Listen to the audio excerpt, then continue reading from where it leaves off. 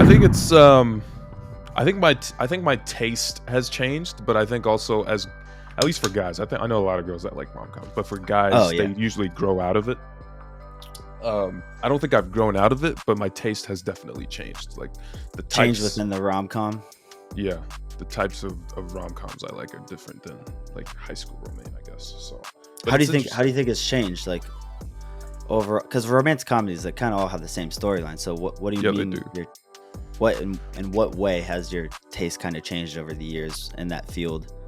Typically, I'd say the two differences would be the endings. A lot of rom-coms end the same way, nice guy or nice girl like somebody, they don't like him back. There's some sort of plot that changes how they pursue it, and then they end up with the guy or girl. Like it's the same plot through all of them. Different endings. I typically tend to steer towards those, and then also, uh, some of them are a bit. They're more like rom dramas. Okay. Um, well, I'll give my list first, and then we could even like touch on a couple of them if we want to after the draft. But yeah, I would say those are the two main things how it's changed from high school. All right. All right. Fair enough. Yeah. We could start this draft off. Yep. I don't know who you want to go first. I want to go first. It doesn't matter to me. No. You're hosting the draft. Go ahead. You get the top two. All right. My top 5 romantic comedy list. So at number 1, I have to go with the classic Hitch with Will Smith and J-Lo.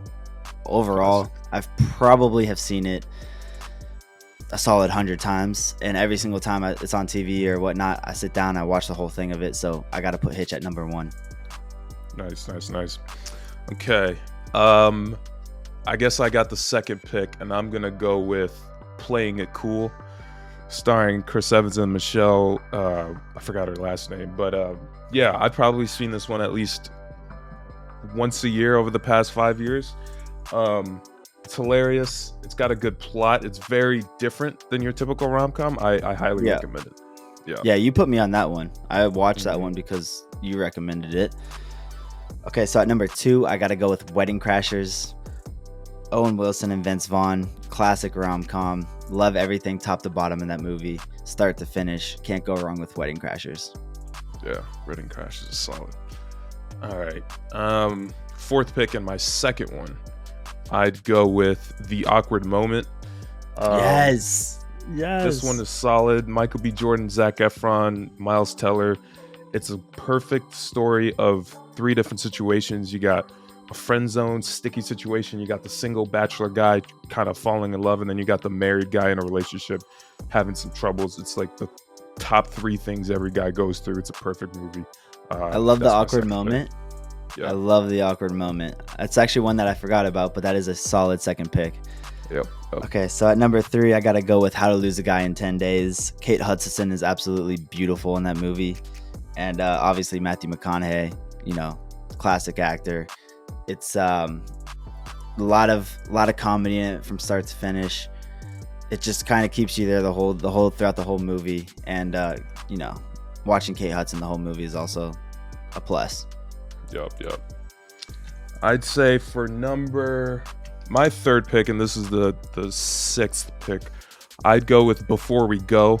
This one is probably my favorite romantic movie, but it's kind of more of a rom drama, not necessarily a rom comedy. So that's why I didn't put it number 1. But yeah, starring Chris Evans again, very interesting plot, very interesting. It's very philosophical, and I like that. So you got me on that one as well, and the ending kind of threw me off, but we talked about that before. Yep. Solid choice. My 4th pick, I got to go with, since it is Valentine's week, every Valentine's Day, I watch the movie Valentine's Day, which has every actor from Bradley Cooper to Jamie Foxx, Julia Roberts, Anne Hathaway.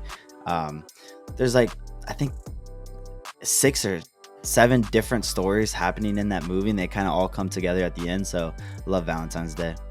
Yep. Nice. For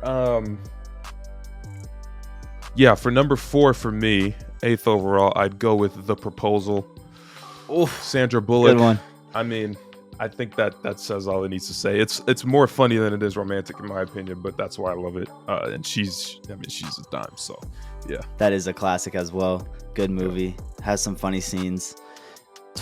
My number 5 is 27 Dresses with Katherine Heigl. I seem to always watch this movie around the holiday season. It's always on around Thanksgiving, and she's just going after a guy. At first, her sister fake falls in love with her love, and then she sees that that's not actually her love, and she falls in love with the writer in the movie. But good, it's just a feel good story as always, and I'm always watching it, so I gotta put it at my number 5. Okay. And yeah, my last one will be Ticket to Paradise. This one's more recency bias. Recent. Yeah, would it come out in 2022 or something? Yeah, very recent. George Clooney, and I think, yeah, it's an interesting plot. If it's new, most people have probably already seen it by now, but I have that as number 5.